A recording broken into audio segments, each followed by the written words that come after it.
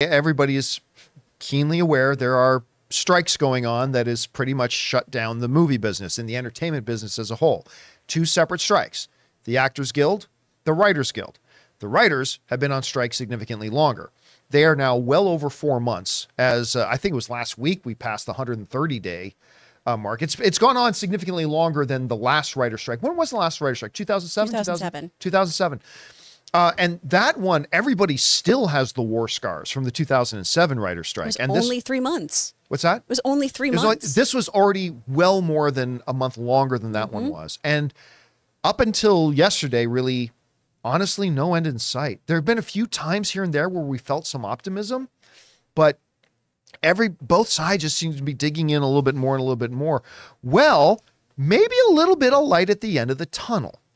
Now, you guys remember that the AMPTP did something that the Writers Guild really didn't like, but they made public what their offer was to the writers.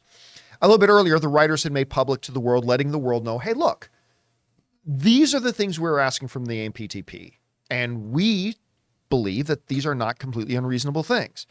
The AMPTP kind of said, well, this is what we're offering to write. Now, there's some conflicting he said, she said going on, because the AMPTP is saying, well, that offer we made them, they've never gotten back to us. But the Writers Guild is saying, actually, we did respond, and we're waiting on your response to our response. So there's whatever.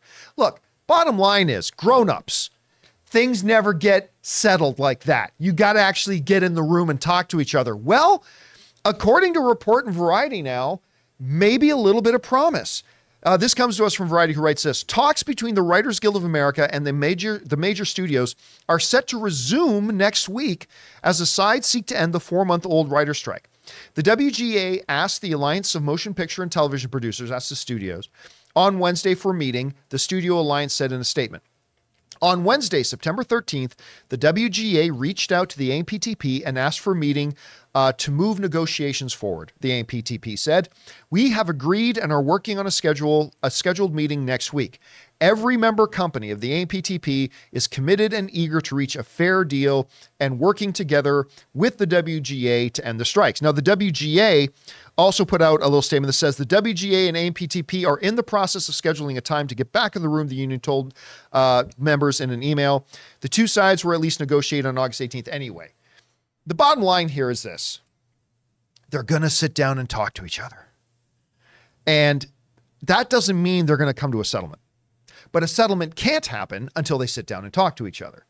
The one thing, Chris, and maybe this is me just desperately trying to be optimistic, the one thing that I look at this and makes me feel a little bit hopeful is even the language in the statements seem civil. Like saying, hey, I like hearing number one, I love hearing that the WGA reached out and said, guys, we need to sit down and meet. I love seeing the WGA take that initiative. I love seeing them wanting to try to get things going. I also really liked hearing the AMPTP saying, you know what? The WGA reached out to us because they want to get things moving. It's like, great.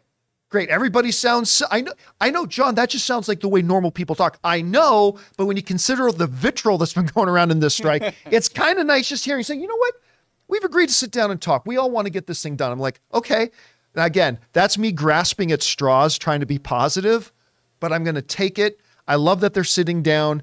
Guys, we want to take a second to thank a sponsor of today's video, Mint Mobile. Signing your life away to a big wireless provider is kind of like being trapped on a roller coaster from hell. Sure, it looks like fun at first. They probably even threw in a free phone, but now you can't get off. Month after month of insane bills and unexpected thrills, like overages and surprise fees. If that sounds like your current big wireless plan, it's time to get off the ride with Mint Mobile. For a limited time, wireless plans from Mint Mobile are just $15 a month. That's unlimited talk, text, and data for just $15 a month. You guys know before I came to Mint Mobile, I was paying triple what I am paying now on the standard big wireless plan, and I will never go back. All plans come with unlimited talk, text, and high-speed data delivered on the nation's largest 5G network. Use your own phone with any Mint Mobile plan and bring your phone number along with all your existing contacts. To get your new unlimited wireless plan for just $15 a month and get the plan shipped right to your door for free, go to mintmobile.com/Campea. That's mintmobile.com/Campea. mintmobile.com/Campea. Cut your wireless bill to just $15 a month at mintmobile.com/Campea. But Chris, there are still a lot of issues on the table. There seems to have been a little bit of compromises on both sides, but still some pretty big issues that are on the table. I counted about 7 or 8 that are still kind of problematic. About 5 or 6 of those 7 and 8, I really think the studios need to give to the writers. There's 1 or 2 that I think the writers need to give up. But I don't know. And clearly you are part of the other union. You're part of SAG, but clearly one is going to have an impact on the other here. What do you think need about this one? Because I'm not writing that stuff. I need scripts. So how do you look at, number one, just the very fact that they've announced they're getting back in the room? Is that a cause for optimism? And do you think we might be getting any closer to a resolution to this? What do you think? Well, I am a little torn on this. It makes me, just seeing this news, hopeful. It really, really does. Because anytime we can come back to the negotiation table is a good thing, as long as there's actual negotiations. And it sounds like this time there is. One of the last times they got back together, it sounded like, hey, why aren't you accepting the deal we offered you before? Take the deal again with no changes. So we know that strategy doesn't work. We got to make some changes here. So hopefully this all works out and they actually do negotiate and they can kind of, come to terms with what works for everybody, what doesn't, what really needs to happen moving forward. That being said, I have a source who has just been hired by one of these huge companies who talked about, oh yeah, you can do all of your training right now. And then in the new year, once everything picks back up, that's when we'll have you start doing stuff. So they're working for one of the AMPTP companies. And that makes me go, oh, so are you guys planning on not having this resolved till next year? Oh. Now, I've had a few people calling me too, telling me we're hearing January. And I'm like, yep. No, no. Which I got the good fortune of going to a casting workshop this week, and the casting director there was talking about how, there's going to be this really great bubble of work for all of you once we go back. And please note too that because of the work pipeline, all the writers will get to go back to work, and in several months we also will have another big boon of auditions for all of you. But please don't hold your breath. Right. So I feel like from people who are on the casting side of things and then other people who are working for these signatories and everything, it does keep sounding like January is the more cautious, realistic date. God, but I want it to happen sooner. Away. I know. I want it to happen sooner. Actors, this is a really great time for you to just travel. Go do literally anything else. A lot of actors don't have the money to travel right now. Well, it's one of those things. Go visit your mom. Go visit your mom. Yeah. Drive home for a while. Take that pottery class you always wanted at the YMCA. I just don't understand why this would have to take 8 months. It makes no sense. Well, and honestly, I have to say too, you guys, it's definitely affecting how our guild is going to be negotiating another thing, because I talked to you about how I sat in on the video game strike conversation. Right. And a whole bunch of people in video games, and I completely understand why I feel this way too, why are we not fighting for residuals? This is so stupid. We should be getting residuals. It is not enough for us to make, $956 per game when this is a billion-dollar industry. And our negotiating team is talking about how, yes, we agree, absolutely. But we need to come to the table with things that are actionable and will for sure get taken care of. AI is the big thing we have to eliminate. We have to take care of that. And if we're already telling them, hey, please don't duplicate our voices. Hey, please don't use robots.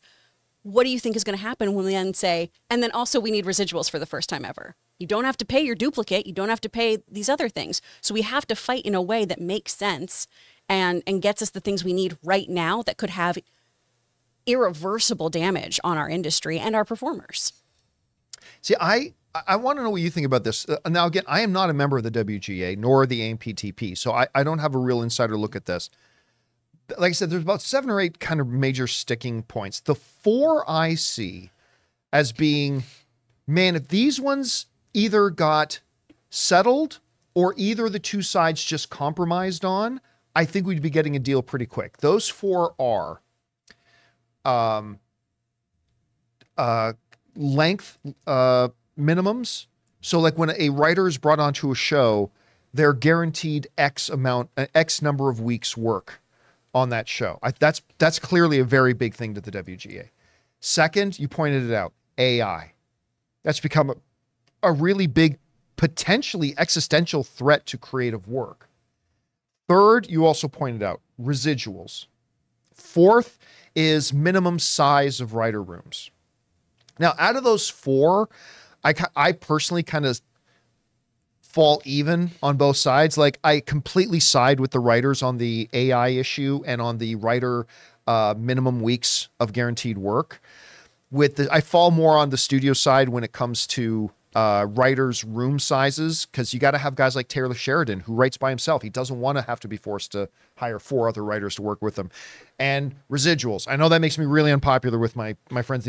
I don't believe in residuals, but that's how are we gonna live? Well, the same way everybody else does, job to job. But I can't do any other work if I'm working on this other show, and sometimes there's conflicts too on things. Oh, I know. And this is where I get in debates with my friends all the time. And again, this is coming as the opinion of somebody who has no skin in the game. I'm not affected by it. So it's very easy for me to have an opinion on it. I'm not going to pretend I don't. I guess my thing has been somebody who's worked in like the construction business before, right? Mm-hmm. If there are several, back in Hamilton, Ontario, there would be several construction jobs going on at one time. I can only work on one at a time. I can't go and work on the one on Upper Sherman if I'm working on the one on Wellington. And I get paid for my time to come and do my work. And when my work is done, they don't continue to pay me. I have to go and do another job.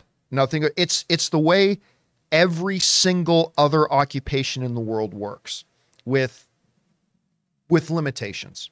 When you do somebody's taxes for them as an accountant, though, like, that's a one and done job. You don't get to then go, well, I did their taxes once, and now that they're turning in their taxes every year, I make money off of that. Like, what actors do and what writers do and what directors do continually makes money over and over and over again, but only the studio sees that money. Or it doesn't. Or it doesn't, Or sure. it doesn't. See, and that's why... I just want transparency on either end of it. I agree. 100% agree on that. I just feel like I don't believe somebody should stand to gain money from something succeeding unless you stand to lose money if something failed. And I just basically, as a baseline, believe writers and actors need to be paid more. Mm-hmm. I don't think residuals... I've yet to be convinced over the last couple of years. But again, if I was working in the industry on that level, I may have a totally different perspective on it. But it's just like, often use the thing about the restaurant thing, right? Like I'll give a great example. It used to be the biggest mall in the world. I don't know if it still is or not, but the West Edmonton Mall in Edmonton, Alberta, Canada, at least at one point was the world's largest mall. I don't know if it is anymore.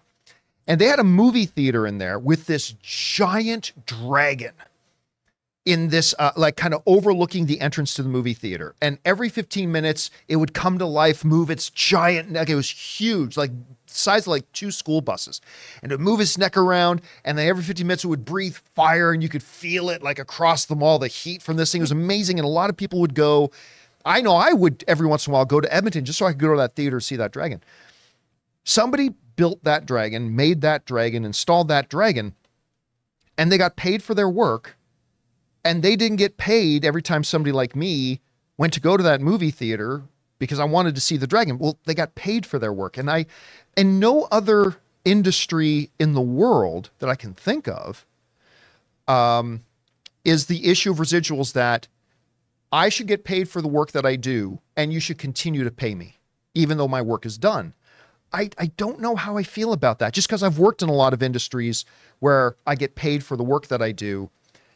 And even though people enjoy the benefits of the work that I did for a long time, I don't continue to get paid for it. I don't know. Again, I am still open to having my mind changed on it, but that's just kind of where I am right now. But again, like 6 or 7 out of the issues that I think the writers are asking for, I think the studios are stupid for not giving to them, because quite frankly, I think they'd be good for the studios too if they just listened to the writers and gave them what they needed. Hey guys, thanks so much for watching this video. Make sure you like the video, leave a comment, and subscribe to our channel. And don't forget, we have a daily podcast called the John Campea Show podcast, available on Apple Podcasts, Spotify, or your favorite podcasting app of choice. Go and subscribe to it today so it'll be there when you need it.